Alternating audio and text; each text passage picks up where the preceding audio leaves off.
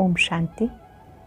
आज 20 अप्रैल 2022 के साकार मधुर महावाक्य हैं।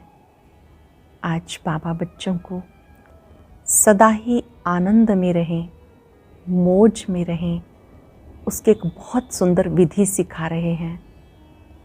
उसकी विधि है इस ड्रामा के खेल को अच्छी रीति समझना। ये बेहद का खेल है, बेहद का ड्रामा है। इसमें हर एक का पार्ट अपना अपना है। जब ये नाटक क्रिएटर को पसंद है तो तुम बच्चों को भी हर सीन पसंद आनी चाहिए। कोई भी दृश्य को देखकर आप नाराज़ नहीं हो सकते। ये सुख दुख का, हार जीत का बहुत सुंदर नाटक बना हुआ है। दिन भी अच्छा है, रात भी अच्छी है। इस बेहद खेल को ऐसे ही देखना है जैसे बाबा देखते हैं। प्रभु की लीला को, प्रभु की रचना को साक्षी होकर देखना है। साथ साथ महादानी बनना है। हर एक को सुख शांति बांटने का कार्य करना है। जो खुशी आप बच्चों को मिली है वो दूसरों को भी देनी है। जो चीज़ हमें मिली है वो हम दूसरों को भी दे सकें, उसके लिए बेहद का वैराग चाहिए। मनुष्य आत्माएं हद की वैरागी बनती हैं। केवल उन्हें घर बार से वैराग आता है, विशेष सन्यासी आदि, पर बाबा बच्चों को बेहद का वैरागी बनना सिखाते हैं। सुनते हैं बाबा के मधुर बोल, बाबा के शब्दों में। बाबा कहते, मीठे बच्चे, जो खुशी खुद को मिली है वो सबको देनी है। तुम्हें सुख शांति बांटने का धंधा करना है। जो खुशी खुद को मिली है सबको देनी है। तुम्हें सुख शांति बांटने का धंधा करना है। कुछ ने तुम बच्चों को इस बेहद ड्रामा की हर सीन बहुत ही पसंद है।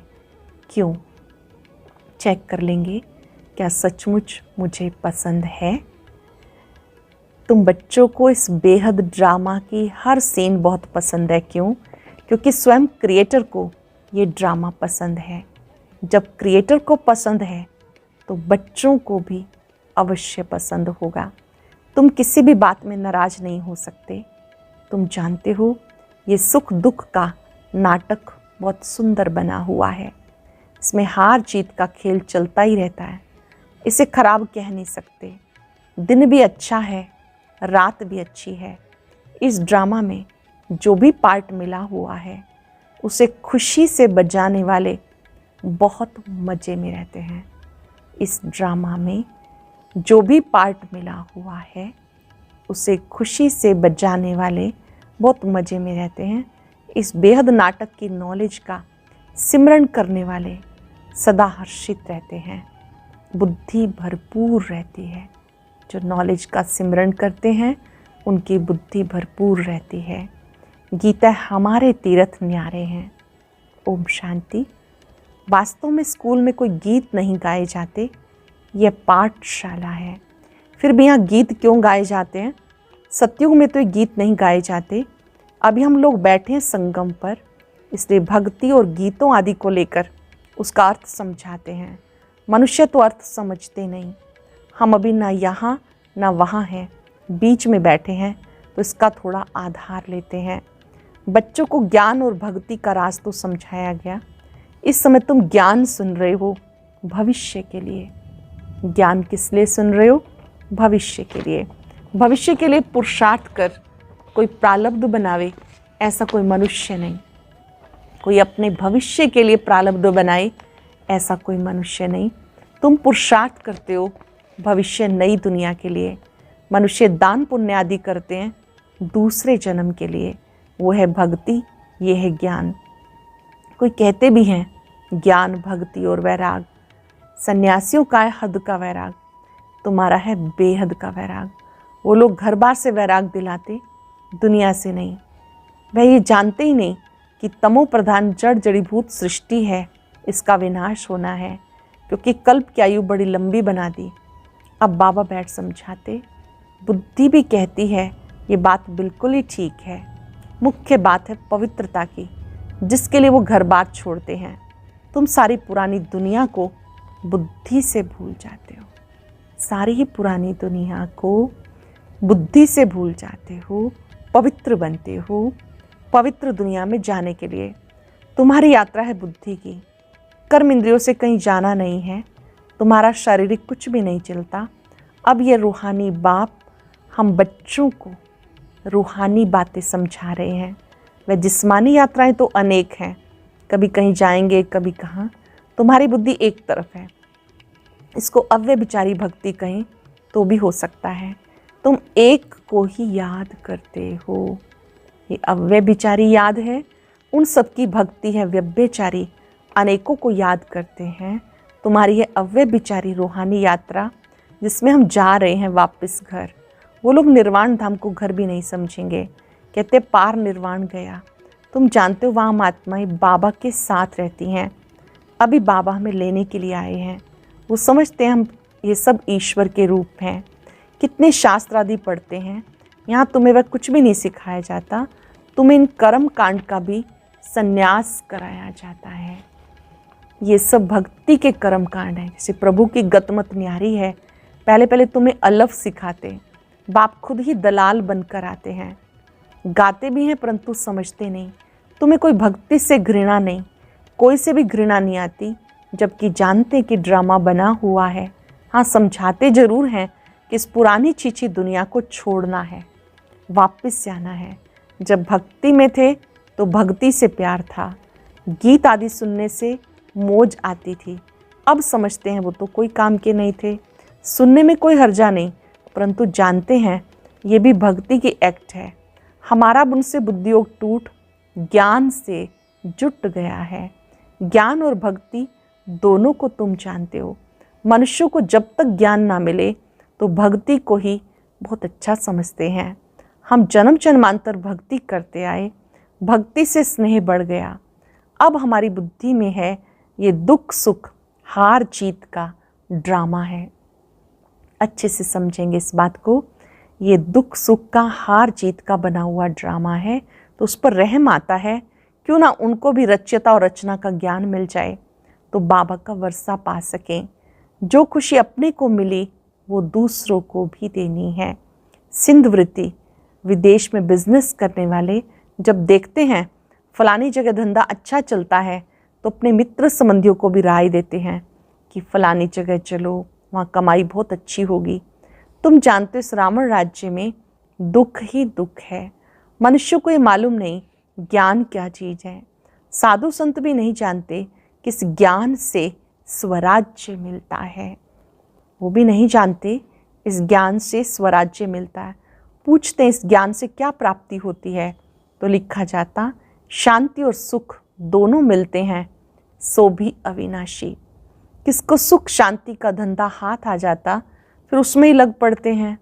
हाँ, जिस्मानी सर्विस भी कुछ समय के लिए करनी पड़ती है। सत्संग का टाइम भी सुबह और शाम को होता है। माताओं को घर का बंधन रहता है तो उनके लिए फिर दिन का टाइम रखा जाता है। उनकी क्लास के लिए दिन का टाइम रखा जाता है। सुबह का टाइम सबसे अच्छा है, फ्रेश माइंड होता है, जो सुनते ही उसको फिर धारण करके उगारना है। सुबह सुबह जो कुछ हम सुनते हैं ग्रहण क्षमता अधिक होती है। जो कुछ सुना उसको उगारना है। दुनिया में किसी को मालूम नहीं कि निराकार परमात्मा भी पढ़ाने आते हैं। भगवान वाच, तुम्हें राजयोग सिखाकर नर से नारायण बनाता हूँ। ये योग बड़ा नामी ग्रामी है। मनुष्य विनाशी धन का दान पुण्य करते हैं तो राजाई घर में अच्छा जन्म लेते हैं। यहाँ तुम 21 जन्म का वर्षा पा रहे हो। तुम सब कुछ दान करते हो 21 जन्म के लिए। फिर कोई भी पद पाने के लिए पुरुषार्थ नहीं करना पड़ेगा, पद फिक्स हो जाता। अब तुम अपना वर्षा बाप से ले रहे हो, इसलिए बाबा कहते अच्छी तरह से पढ़ो तो जन्म जन्मांतर के राजा बनेंगे। अच्छी तरह से पढ़ो तो जन्म जन्मांतर के राजा बनेंगे। पहला जन्म मिलेगा ऊंच, प्रजा को भी ऊंच मिलता। राजाई में दास दासियाँ आदि सब चाहिए। जितना पढ़ेंगे महादानी बनेंगे उतना ऊंच पद पाएंगे। बाबा भी महादानी है, सबको साहूकार बना देते हैं, सुख और शांति का वर्षा देते हैं। पहले पहले सुख में ही आते, सब सुख रहते थे, सब सुखी रहते थे, क्योंकि पहला समय सतो प्रधान, फिर रजो, फिर तमो में आते। उनका पार्ट अपना, हमारा पार्ट अपना। जो इस धर्म के हैं उनका ही सैपलिंग लगता है। तुम जब संपूर्ण बन जाएंगे तो झट जान जाएंगे कि ये हमारे धर्म का है या नहीं है। तुम बच्चे सबको समझाते हो, बाप नई दुनिया रचते हैं। तो भारत को ही वर्षा मिला था, फिर गुम हो गया। ड्रामा अनुसार वर्षा लेना भी है तो गंवाना भी है, ये चक्र चलता रहता है। इस समय हमने वर्षा गंवाया, फिर से ले रहे हैं। लक्ष्मी नारायण के राज्य का किसी को पता नहीं, इसलिए पूछा जाता लक्ष्मी नारायण को राज्य कब और कैसे मिला। जैसे उन्होंने श्री कृष्ण को आगे रख लक्ष्मी नारायण को गुम कर दिया, और हम फिर लक्ष्मी नारायण को आगे रख श्री कृष्ण को गुम कर देते। लक्ष्मी नारायण तो हैं ही सतयुग के, नारायण वाच तो हो ना सके। बाबा कहते मैं आता ही हूँ संगम पर। लक्ष्मी नारायण ने जरूर आगे जन्म में संगम पर राज्य लिया है। लक्ष्मी नारायण ही 84 जन्म भोग अब अंतिम जन्म में है। लक्ष्मी नारायण को भी राज्य देने वाला ज़रूर कोई होगा ना, तो भगवान ने ही दिया। इस समय तुम बिल्कुल बैगर हो, फिर प्रिंस बन जाते हो। प्रिंस का तो जरूर राजा महाराजा के पास जन्म होगा। अभी तक भी कोई अच्छे अच्छे राजाएं हैं जिनका प्रजा पर बहुत प्यार रहता है। अब तुम जानते हो हम राजयोग सीख रहे हैं जिससे हम राजभाग पाते हैं। हम राजयोग सीख रहे हैं जिससे राजभाग पाते हैं। हमें निश्चय है क्योंकि अनादि ड्रामा है, हार जीत का खेल है। जो होता है वो ठीक। क्या क्रिएटर को ड्रामा पसंद नहीं होगा? जरूर पसंद होगा, तो क्रिएटर के बच्चों को भी पसंद होगा। हम घृणा कोई से नहीं कर सकते। ये तो समझते हैं भक्ति का भी ड्रामा में पार्ट है। ड्रामा सारा अच्छा है, बुरा ड्रामा क्यों कहेंगे? ड्रामा का राज बुद्धि में है जो तुम्हें समझाते रहते हैं। अभी भक्ति का पार्ट पूरा होता है। पुरुषार्थ कर बाबा से वर्षा लेना। बाबा कहते सब आसुरी संप्रदाय हैं, इसमें घृणा की कोई बात ही नहीं। ईश्वरीय संप्रदाय आसुरी संप्रदाय का तो खेल है। वह कोई अपने को दुखी समझते थोड़े ही हैं।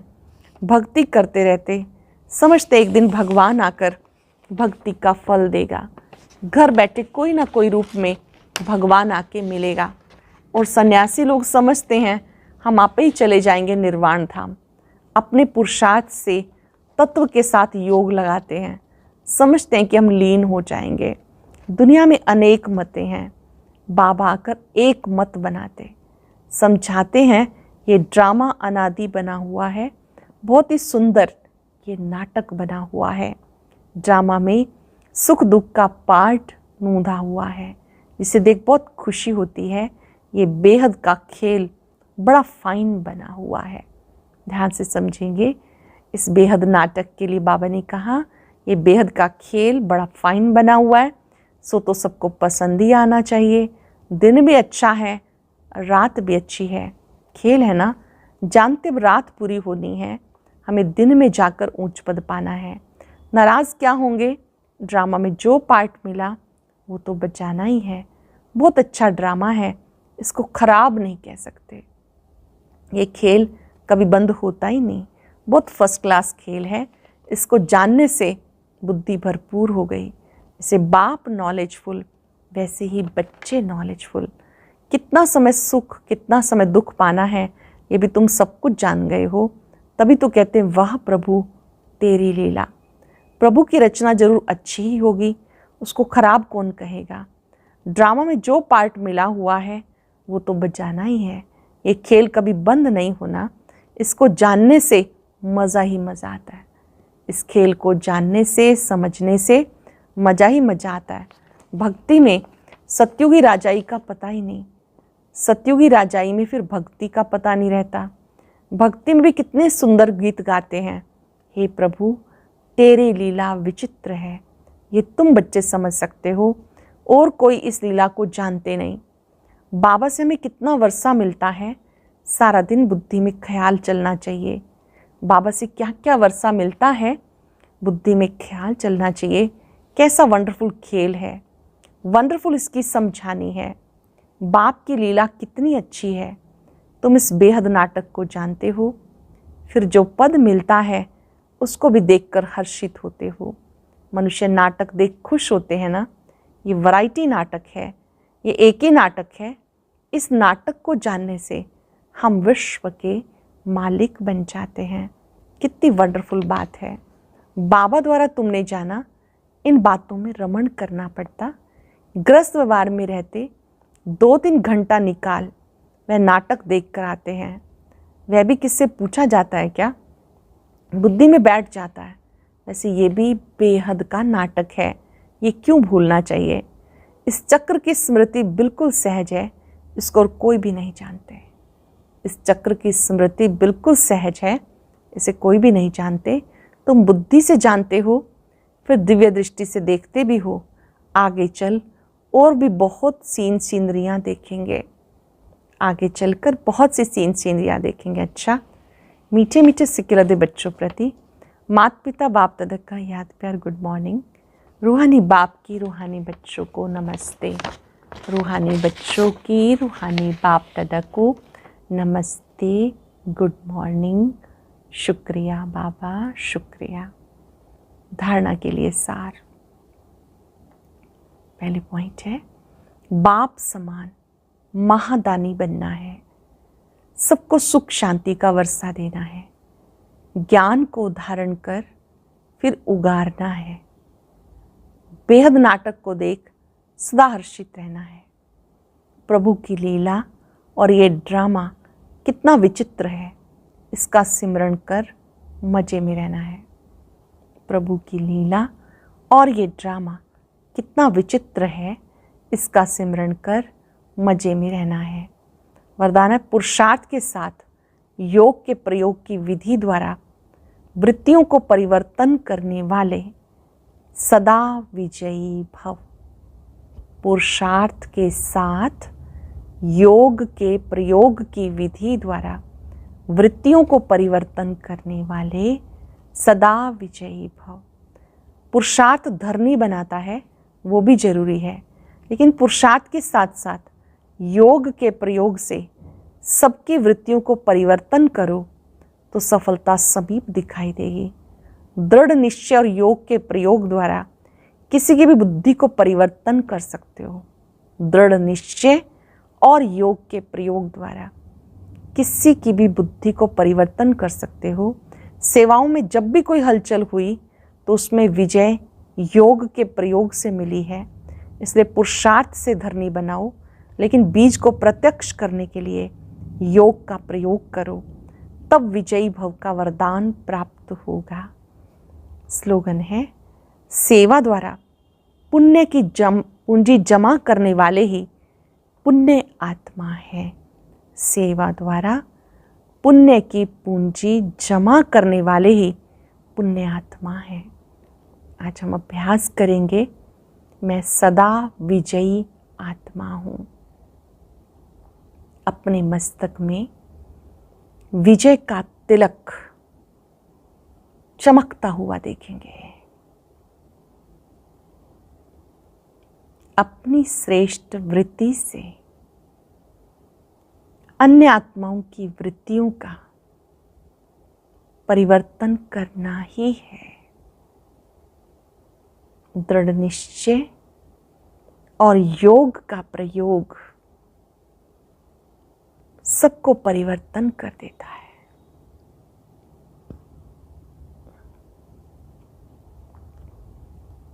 जहां दृढ़ता है वहां सफलता है।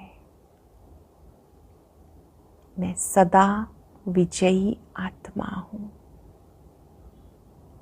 विजयी भव की वरदानी हूं। बाबा से शक्तियां प्राप्त करें। इस दिव्य प्रकाश में बहुत ताकत है जो सदा विजयी बनाते हैं। शुक्रिया बाबा, शुक्रिया, शुक्रिया। ओम